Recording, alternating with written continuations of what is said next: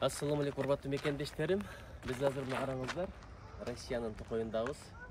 Кедрлер, бийик карагайлар, түн токой, ичинде эликтер да бар дейт, тынчышкандар, коёндор, түлкүлөр, камандар, керек болсо аюулар дагы бар дейт.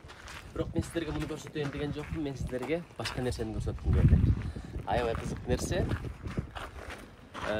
Ошого жетип барабыз. Ошону көрсөткөнчө мен сиздерге караңыздар. Кадыкеле, ечки, кадыкеле пони экен. Мына понилерди бул жакта ижарага алып алып минсең болот экен. Анан төө турат. Тетигинде төө турат. Ар жакта мен байкагандай эликтер го дейм, бугулар. Азыр ал жакка да барабыз. Жакын барганда көрсөтөлү, Жакын барганда көрсөтөлү. Төө турат, бугулар турат. Бирок ага чейин мен бирдекен сиздерге көрсөтөйүн. Эң кызык нерсе, мына караңыздар. Боз үй. Россияда, Новосибирскинин чет жагындагы бир токойдун ичинде ушундай боз үй турат.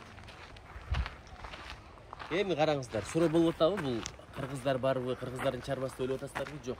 Бул кимдики деп ойлойсуздар? Буряттардыкы экен. Мен буряттардын боз үйү бар экенин билбептирмин. Казактардыкы бар эле, монголдордуку бар эле, аны билет элем. Бирок буряттардыкы бар экенин билбейтмин. Ушундай эле билсек болот да, биздин тегибиз бир экендигин.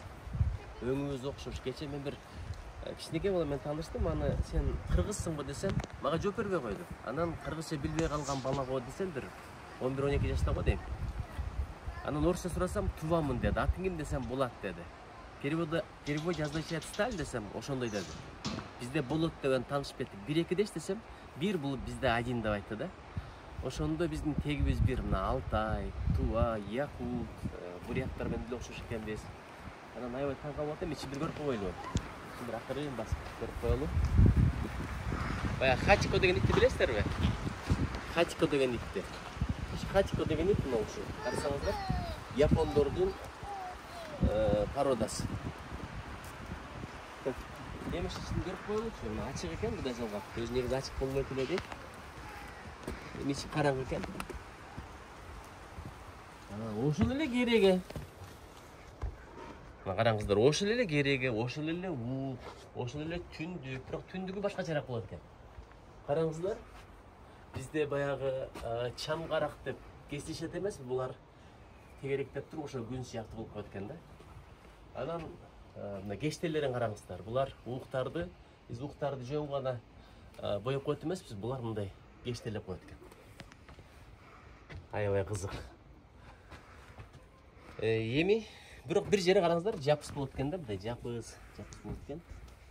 Издери деле ошол. Издери.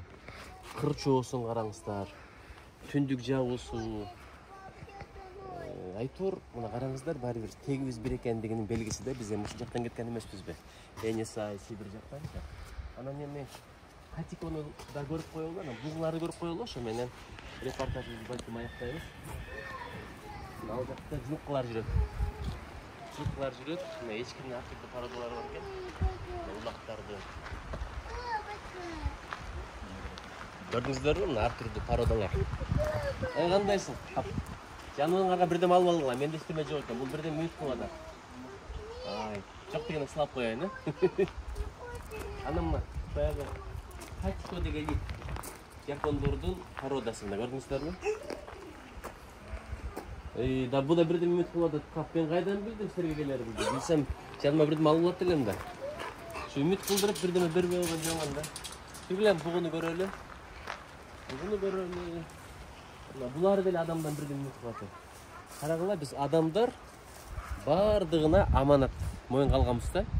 Бул дүйнөнүн башчысы, амири адам. Бардыгы баш ийип берет. Эгер булар баш ийбей койсо, колубузда эмне келмек, туурабы? Төө баш ийбей койсо, эмне жыга чапмакпызбы? Булар баш ийбей койсо, ушуларга билесиздер, чананы чүргөп алып туруп, бул жакта кышта кадимки тиричилик кылышат. Өзгөчө мына тундра жакта, тайга жакта ошондой. Анан дагы бир жакта коёндорду көрүп койбойлубу? Мен ушу орустар эркелеткенде зайка мая деп эркелетет, Анан түрктөр тавшан деп коет. Бирок англичандардын my rabbit дегенин уга элекмин. Кыргыздар коен эгем деп деле эркелетип коет. Неге ушундай коём менен эркелетүү темасы бири-бирине төп келет шайкаш келет. Мына караңыз. Бул да бирдеме күтүп атат.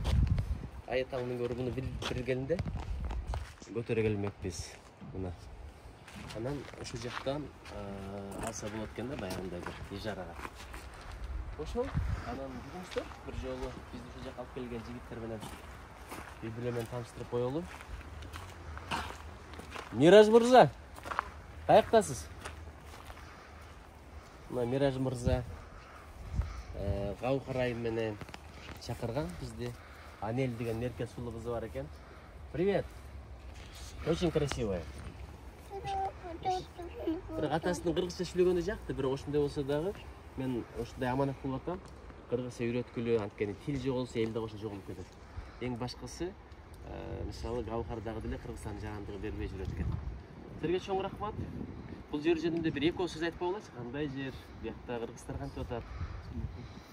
Бул жакта кыргыздар абдан көп. Новосибирск шаарында 90 миңге чукул. 90 миңге чукул, 90 миңге чукул. Ар кандай иш менен алектенишет. 30 жылдан бери, 20 жылдан бери жашаган кыргыздар өтө көп. 30 жылдан бери, 30 жылдан бери, 20 жылдан бери жашаган кыргыздар абдан көп. Чоң рахмат, чоң рахмат. Силер чакырдыңар, келдик, кече жакшы жыйын болду. Иншалла бери жылга ынтымак тилейбиз. Береке тилейбиз. Келгениңиздерге рахмат. Кыргызстаныбыз тынч болсун, аман болсун. Мына Кыргызстаныбыз тынч болсун, аман болсун деп атат. Тилектер кабыл болсун. Анан азыр мен акырын бул жака бурайын. Мени караңыз. Бул бизден Нурсултан деген ырчы жигитибиз, дастанчы жигитибиз.